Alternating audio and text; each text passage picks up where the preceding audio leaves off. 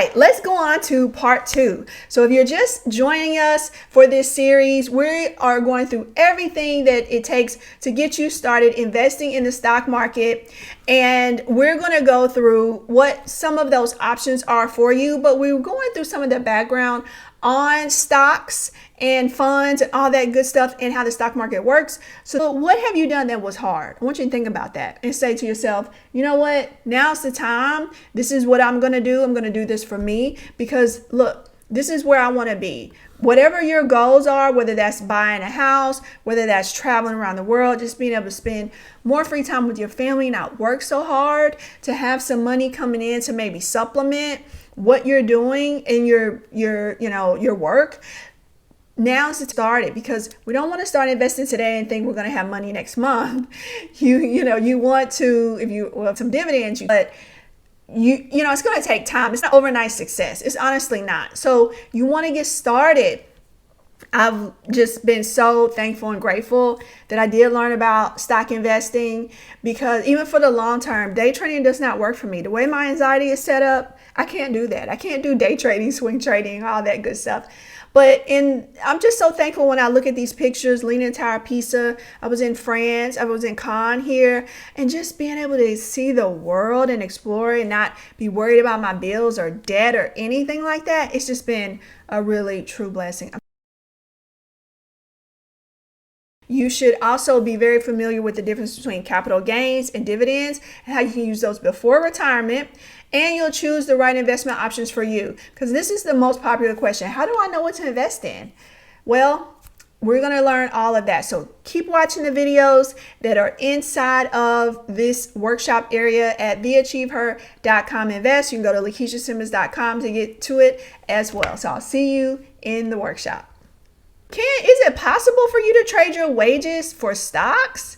Yes, it is. Say yes. I want to hear you say yes. Can you trade your wages for stocks? Yes. What do I mean by that? What I mean is take the money that you're using to work, put it into companies that are growing and thriving, and let those companies make a profit, and they'll start paying you money while you're even working your job. So you will start creating income. That's how it works.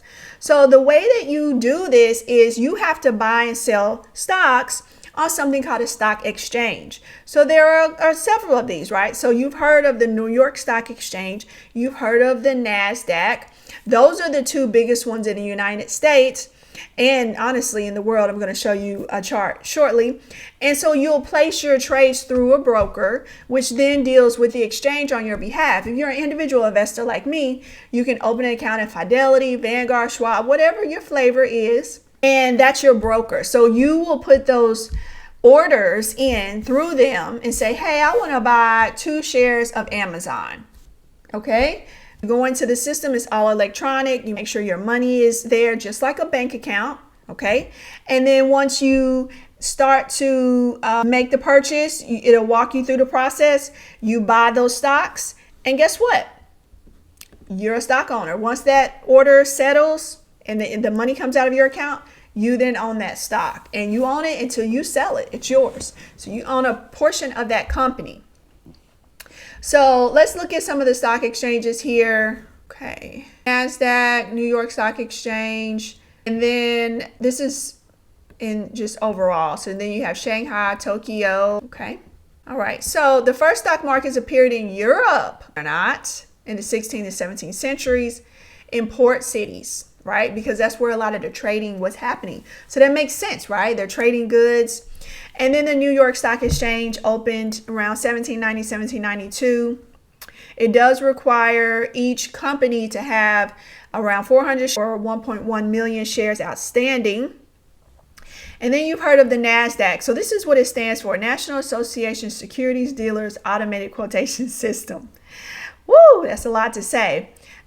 This one has a lot of technology companies such as Apple, Google, Amazon, Microsoft. That's really the difference. The New York Stock Exchange, it doesn't have a specific, more heavy weighted towards tech giants. So, and you can have it's on more than one of them as well. Okay. So let's take a look at these indexes, because an index measures the market performance, right? So you have the exchange in which you buy through, and you have all of these different stocks, and you're trying to figure out, okay, how do I know what's up, what's down if I want to buy a fund or if I want to buy a number of stocks together? Well, market index kind of takes a portion of companies and says, here's what the performance is sector of companies. So some of the major ones you've heard of, Dow Jones and S&P 500. I know you've heard of those two. The Dow Jones has 30 large companies in it, okay? And the S&P 500 has 500 of the largest companies in the US. So it's much more of a valid indicator of how the stock market is going because you have 500 companies in it.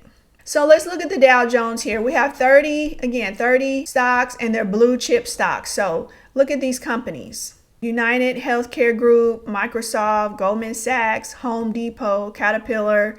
So you can see these are companies that you know and love. Walmart, Dow, Verizon. So these are the 30 that are in Dow Jones index. So that just means at Dow Jones, they follow these 30 stocks to kind of give an indicator of how these particular stocks are doing. So that's good to know if you own multiple stocks, how they're doing. The NASDAQ, on the other hand, this one has 3,000 stocks, but then you have something called the NASDAQ 100 components. And again, 50% tech. So again, there's Microsoft there, Apple, Tesla, Alphabet, all those good companies that you know and you love. And then the S&P 500 is across all different sectors. Again, Microsoft. And so you'll see some different ones here. Berkshire Hathaway. So we talked about the owner of that one earlier. And, Tesla, Visa, MasterCard, Home Depot. This is 500 of those companies that you can love. Not only will you know how the stock market works and the terms, you should also be very familiar with the difference between capital gains and dividends and how you can use those before retirement. And you'll choose the right investment options for you. Because this is the most popular question. How do I know what to invest in? Well, we're going to learn all of that. So keep watching the videos that are inside of this workshop area at theachieveher.com invest. You can go to lakishasimmons.com to get to it as well. So I'll see you in the workshop.